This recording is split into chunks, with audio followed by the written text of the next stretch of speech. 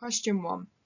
You've been asked to write a leaflet for people who are going to start work experience in your organisation. You should explain to them everything that you feel they should know before they start, what they should expect when they arrive, and how to make a success of their short time with your organisation. Okay, so this is an example of an Open Awards Functional Skills Level 2 writing question. And in your writing exam, you'll be given 2 questions similar to this. So there'll always be a scenario where you're given some context as to why you're writing, and you're asked to write a specific text type for a specific audience. So there's a few things we need to notice before we can start planning and writing our answer. So the first thing we need to think about is the text type that we're being asked to write. And here we're being asked to write a leaflet. Then from that we need to decide what formatting features we need to include for that text type. So we'll talk a little bit more about that when we go through the model answer. Then we need to think about the audience. So who are we writing to here? So here we're writing to people who are going to start work experience in our organisation. So it's a professional audience in a professional business context. So we need to remain professional with our language, relatively formal. However, it is a leaflet, so the text type is usually a little bit more informal, so we can have a combination of both. We don't want to be too chatty, too casual. I would steer clear of any slang language. However, we can use some exclamation marks and some contractions as well. We want to try and achieve a friendly but professional tone with this language. We also need to think about the purpose, so why are we writing this text? And we can see the purpose is here, so you should explain to them anything that you feel they should know before they start, what they should expect, and how to make a success. So our main purpose here is to explain. So to do that we want to give them lots of information, so we might want to give them some information on start times, what sort of thing they're going to be doing when they arrive, and then some tips at the end on how to make a success of their short time. So it's fine to make up some facts with this, and that's going to show the examiner that you're fulfilling that purpose. We also need to think about the level of detail we need to include. So this is worth 30 marks, so every writing question will be worth 30 marks. Sometimes they'll give you a word count. If we did have a word count, it would be here. So we don't have one. However, we do need to make sure that we're expanding upon everything that they ask us to explain in the question. So these things here need to be expanded upon in detail. It might help you to split that up into 3. So we do a little section, paragraph on anything they need to know before they start. Then we do another paragraph on what they should expect when they arrive, and another paragraph on how to make a success of their short time in the organisation. That's just one way that you might want to split up your work.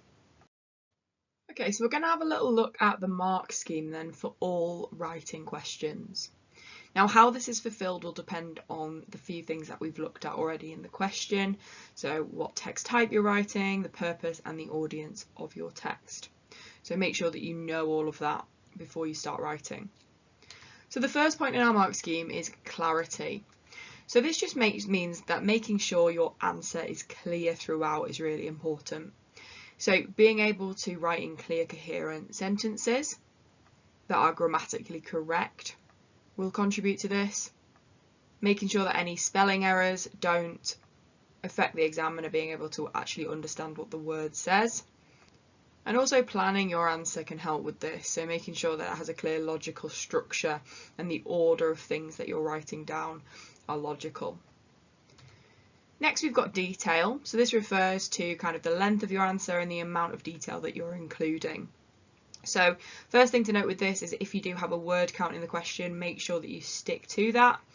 It's a really good idea to practice writing around 250 to 350 word answers before the exam, because you won't get a word counter in the exam, so you'll need to know kind of how many paragraphs roughly that is going to be and what it looks like on the page. If you don't have a word count, you still need to make sure that you're expanding upon all of the things that they've included in the question, so make sure that you read that question really carefully. This level of detail also needs to meet the purpose and the audience. So for example, if your text is trying to explain, you need to include enough detail to meet that purpose. So lots of facts and information. We've also got format. Now this will be different depending on whatever text type that you're writing, but each text type has specific essential formatting features that you need to include, so make sure you're comfortable with all of those before you go into your exam. We've also got visual organisation. So for this we need to be able to use organisational markers effectively. So these are words that help your writing flow better. So just to give you a few examples, we've got words like firstly, secondly, as well as, therefore, despite, however, and so on. So make sure you're comfortable with using words like those to make your writing flow better. You also get marks here for using visual organisational features, so things like bullet points are a really good thing to include. Also make sure that you're using subheadings, paragraphs, headings, if they're appropriate for the text type that you're writing. But you do need to use paragraphs in every single text that you write. Next we've got register and language. So this mainly refers to the level of formality in your writing, so making sure that you know whether your audience requires formal language or more informal language. This might also depend on the text type as well, so if you're writing a leaflet you might be able to be a little bit more informal than if you're writing a letter or a report. But make sure that you look at the audience and the purpose to decide the level of formality that you need to use in your writing. Next we've got construction, so this refers to complex sentences and paragraphs. So make sure that you're splitting your work up into paragraphs. You can use the question to help you with this as well. You can sort of do a paragraph on each thing that they ask you to write about and expand upon. Then complex sentences are a type of sentence that we use in our writing, where we have two or more parts of the sentence and one or more of those parts doesn't make sense on its own, so it needs the next part of the sentence to make it make sense. Now don't worry if that's a little bit confusing at this stage, we will have a look at complex sentences when we look at the model answer. But essentially you just want to try and write different types of sentences, so again using organisational markers to help your writing flow better and to start sentences with different words is really helpful. Then we've got spelling. So with spelling, it's really important to spell a range of words correctly. So try and broaden your vocabulary and learn any spellings you know you struggle with. You also need to try and include some specialist words in your writing. So depending on what the topic is, a specialist word is a word that is only to do with that topic or it's specific to that topic. So for example, if we had to write an article on healthy eating, we might include lots of specialist terms like protein, carbohydrate, and so on. Next we've got punctuation. So again, same as with spelling, we need to include a wide range of punctuation. So try and get as much complex punctuation as you can in your answer. So commas, apostrophes, colons, and then even some quotation marks if you can as well. You also need to make sure that your punctuation at the beginning and end of your sentences is correct, so capital letters at the start and full stops to end sentences, or question marks and exclamation marks if they're needed. Then finally we've got grammar. So grammar refers to making sure that your sentences are constructed correctly and they all make sense. So again, we need to use correct and complex grammar. So this includes the subject-verb agreement, making sure that the subject of your sentence matches with the verb, the doing word, making sure you're using articles correctly, so a, an, or the, depending on which one is correct in the context of your sentence. We also need to use modality devices, which is basically just modal verbs, so words like could, should, must, can, and would, to give you a few examples. And we also need to use a variety of different tenses for grammar. So try and write in the present tense and also the past tense, and then if you can also write in the future tense. So those are the three tenses you need to try and write in. So here's our written solution then for this question. Now we've got a reminder of our question up here where we've been asked to write a leaflet for people who are going to start work experience in our organisation, and we need to explain to them all of these things. Okay, so first let's have a look at clarity. So clarity means that everything needs to make sense in our answer and it all comes in a logical order. So we've definitely got a logical order here. They've used the order given to us in the question, which is a really good idea. They tend to give you it in a logical order in the question, so writing your answer in the same order as that is a good idea. As well as this, all of the sentences make sense, they're all grammatically correct, and the spelling is also correct and it doesn't contribute to any loss of clarity. In terms of detail, we've got everything mentioned in the question elaborated on. So if we have a look in the question, we've got explain to them anything you feel they should know before they start.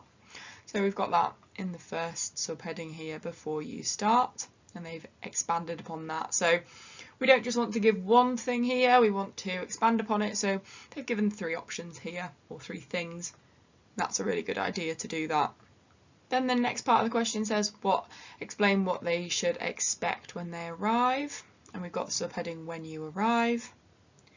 And then finally, how to make a success of their short time in the organisation. So making the most of your time with us.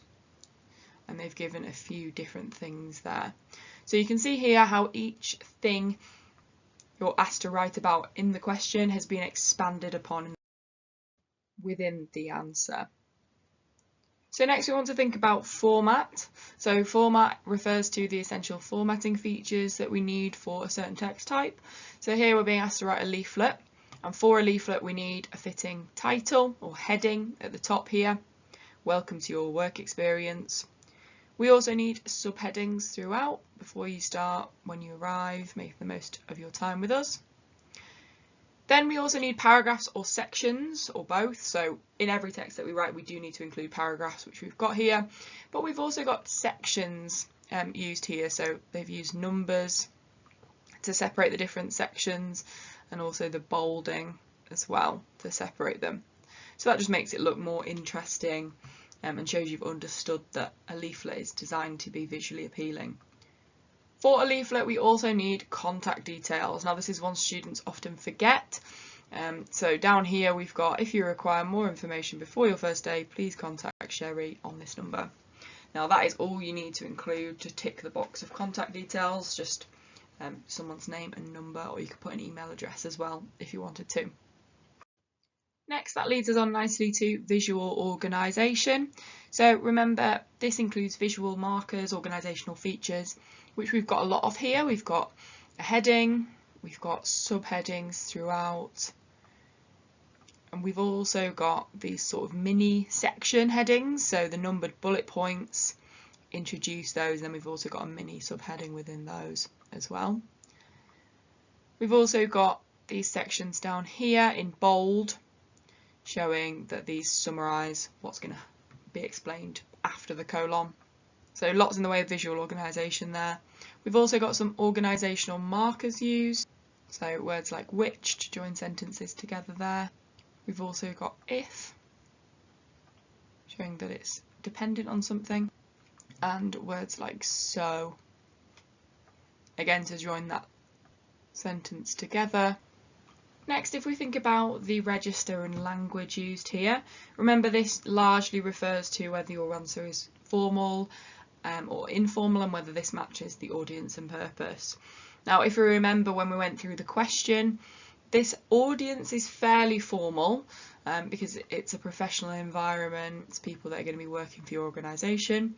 However, you're writing a leaflet for presumably young people, so that allows you to be a little bit more friendly, which allows you to use some more informal phrasing such as contractions and exclamation marks.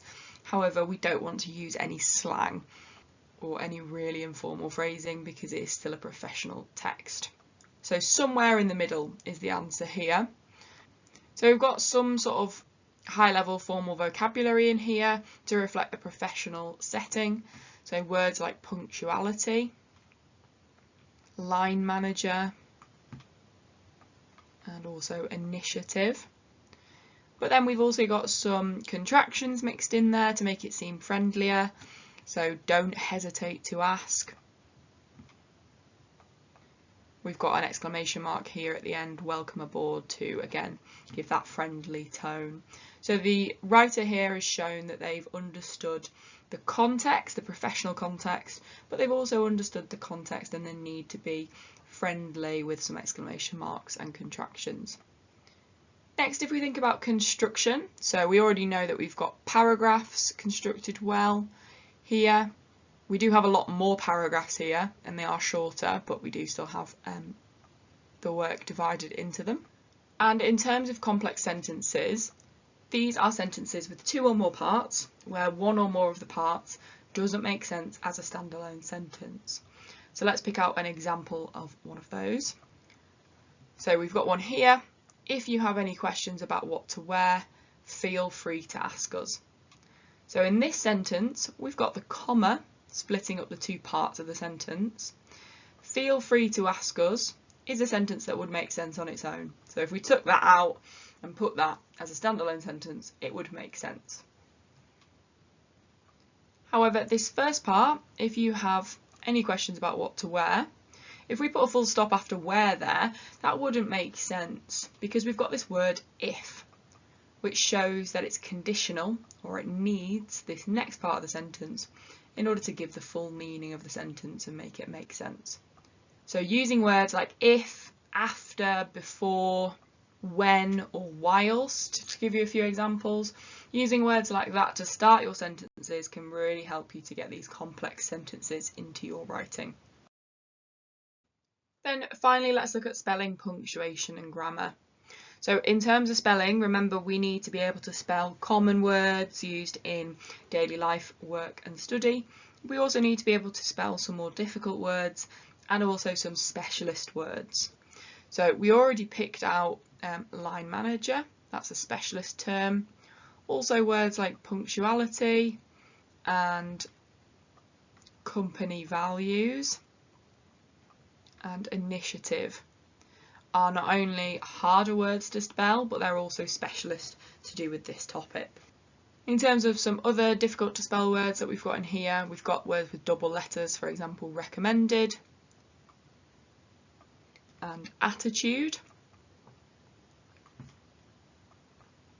Next, if we think about punctuation, remember we need to make sure that our sentences have a capital letter at the start of them and end with either a full stop, an exclamation mark or a question mark, depending on what sort of sentence it is.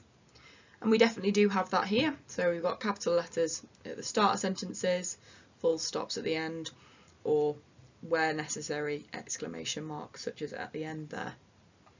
Then in terms of more complex punctuation, we've got commas used correctly to split up sentences. So for example, here it is recommended to bring a notebook and a pen to take notes. We have a comma there before this connective as well as. We've also got some apostrophes used, for example, don't and your. Now, as we've already mentioned, these are appropriate for the formality here, but if you're writing a really formal text, you shouldn't use these words. You should use words in their full form without the apostrophe. We've also got colons used really well here to introduce these points here. We've also got some inverted commas here, can do, to show that that is a company attitude, that they're almost quoting there. And we've also got hyphen used on site to show that that is two separate words that should be treated as one word, so we've got hyphen there to join them together.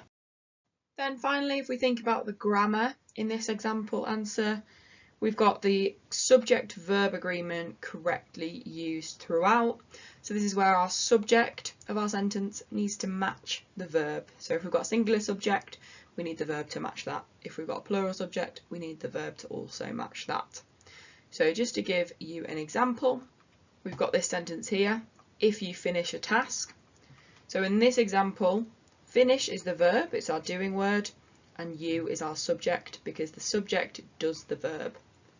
So they're saying if you finish a task, you here as our subject matches the verb finish. If we changed you to he, the word he, if it said if he finishes a task, so finish would become finishes in that example there. So just make sure that your sentences make sense in terms of the subject-verb agreement. We've also got a range of tenses used throughout. So often most of your answer will be written in the present tense, such as this sentence. Punctuality is extremely important. So we've got that word is, which is showing that it's something that's happening now, that it is important now. We do also have some future tense in here. So on your first day, you will meet your line manager. So remember, we construct the future tense by adding the phrase will in there. Will shows that something is going to happen in the future. We've also got that used down here. We don't have any use of the past tense in here, but it might be quite hard to include that in this context anyway. But if you can, try and write in all three tenses.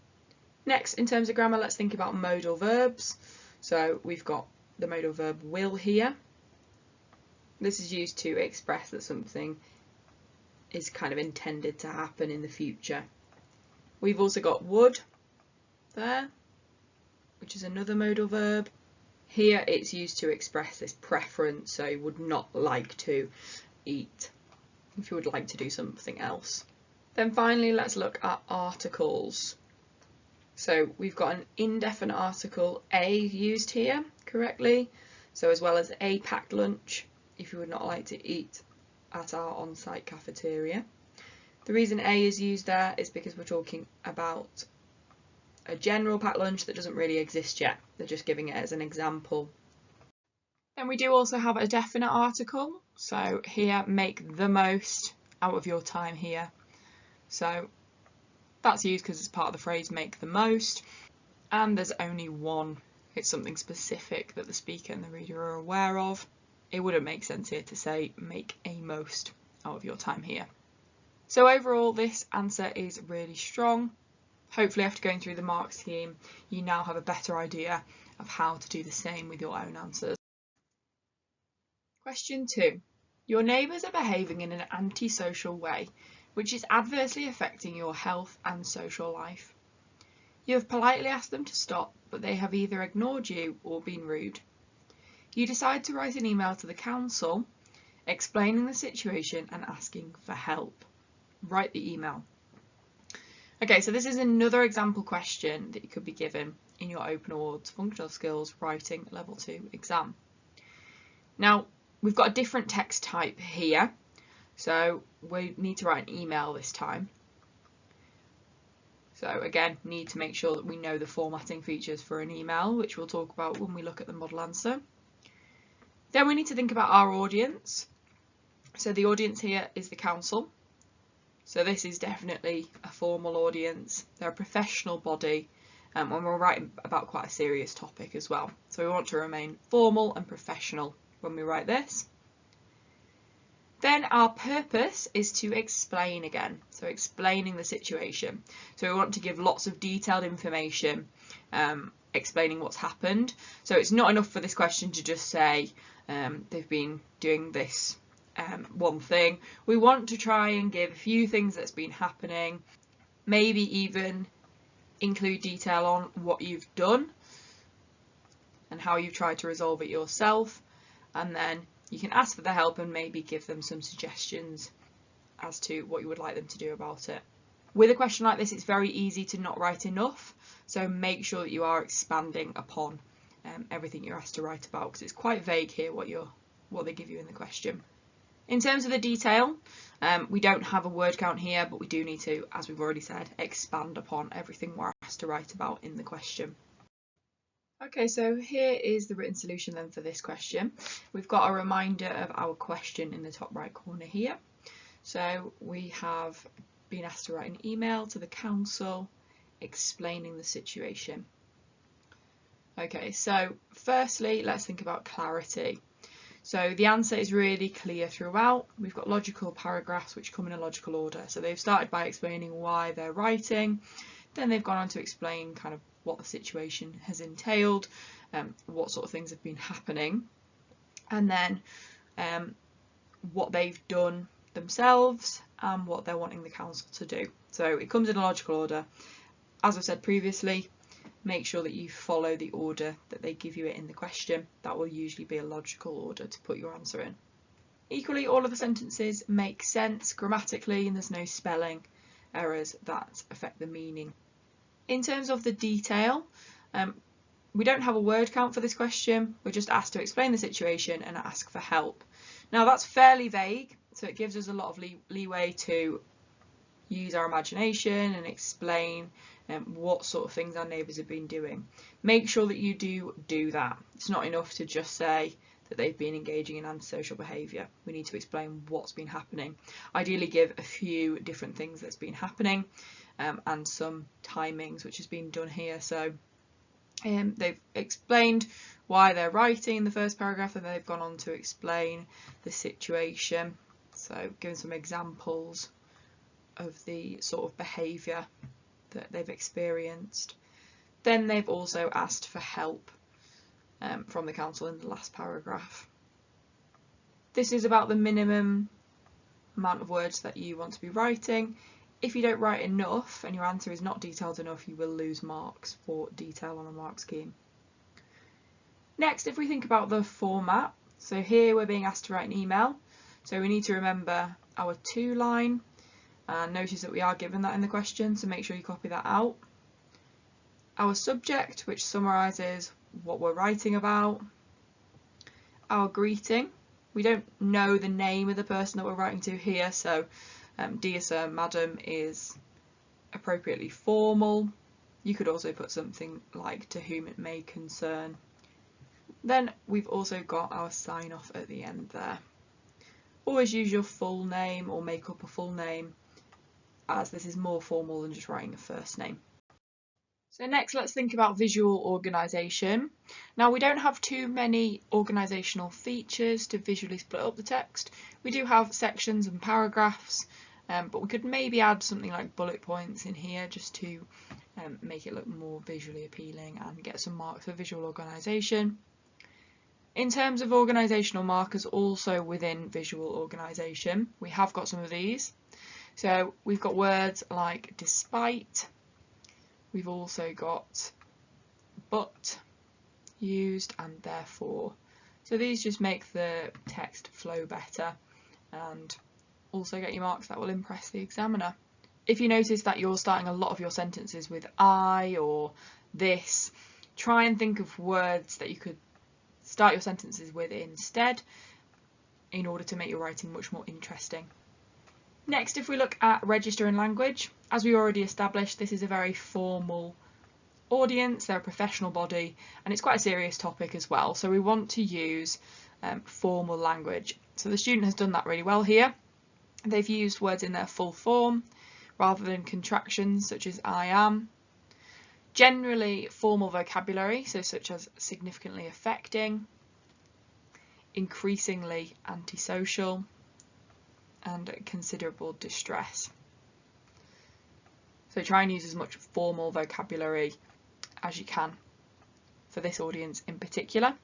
The language also needs to match the purpose, so here we're wanting to explain, so we've got lots of detail, explanatory language, so some facts in here, loud music until 4 AM, so the specific time there, and then they've explained how it's affecting them as well, combined with my already stressful job and family life is taking a considerable toll on my mental health.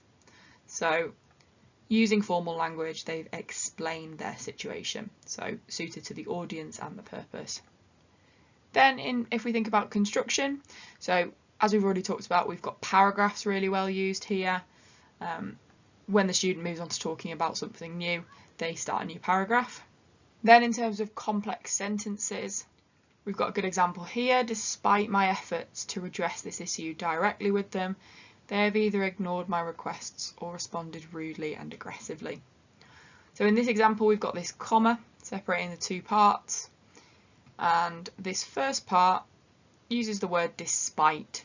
So it wouldn't make sense without the next part of the sentence because of that word despite. So using words like despite, whilst, due to the fact that, after, before and so on. These words can really help you to get more complex sentences in your writing. And then finally, let's think about spelling, punctuation and grammar. So in terms of spelling, we need to correctly spell a range of words, including some harder to spell words and some specialist words. So the topic here is antisocial behaviour, neighbours. So we've got some specialist words in here. Words like sleep deprivation, mental health, stress levels, and also intervention. So these are all specialist terms, but they're also quite hard to spell words, so they're going to get you marked anyway. Other more high level vocabulary that is spelt correctly in here, including significantly, also affecting, because we've got two types of affect and the correct one has been used, affecting here because it's a verb. We've got the word behaviour, which is quite a hard to spell word, that's spelled correctly. So try and use as much high level vocabulary as you can in your answer and spell it correctly. Reading can really help with broadening your vocabulary, and when you're reading, write down any words that you know you would struggle to spell and then just keep practicing those.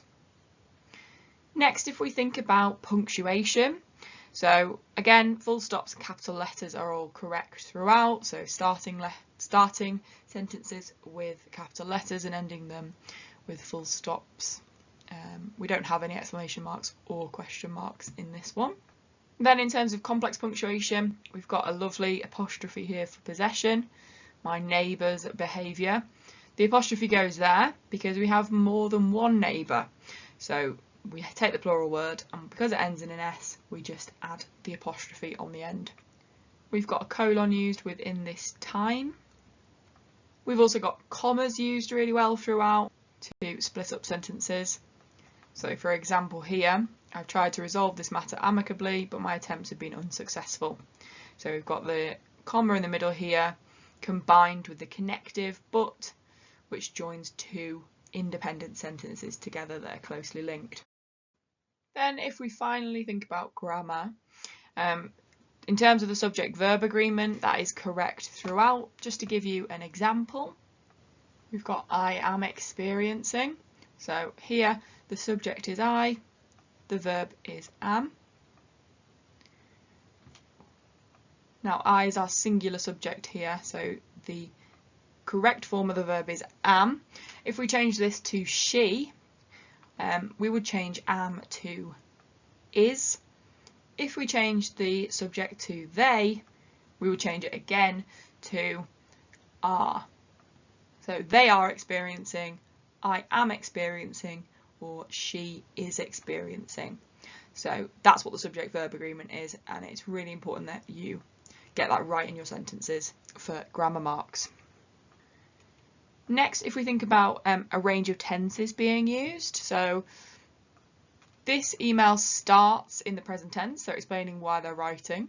I am writing, I am experiencing, so something that's happening now in the present tense. And then in the second paragraph, they go on to talk about something that's happened already. So my neighbour's behaviour has become increasingly antisocial. They have ignored me. So something that's happened already. Then they switch back into the present tense. This behaviour is causing me considerable distress. Back into the past here, I have tried to resolve this matter. And then back into the present, I am requesting. So we've got two tenses here used pretty interchangeably and consistently throughout. So that's really good in terms of grammar as well. In terms of articles, indefinite and definite articles, we've got an indefinite article here, a serious issue. And that is because they're introducing the issue. The council don't yet know what the issue is, so there's no point in them saying the issue. It wouldn't make sense. They have to say a because the council's not aware of it yet. Later on, they say, I'm requesting your intervention to help manage the situation. And they can say that now because they've explained what the situation is. So now the council and them are aware of it. So we use the definite article, the. Then finally, we want to think about modal verbs. So we've got an example of one here. We can find a resolution. So that's used there to express the ability of them to do so. So overall, after watching this video, hopefully you have a better idea of what to expect in your writing exam and also how to get those top marks.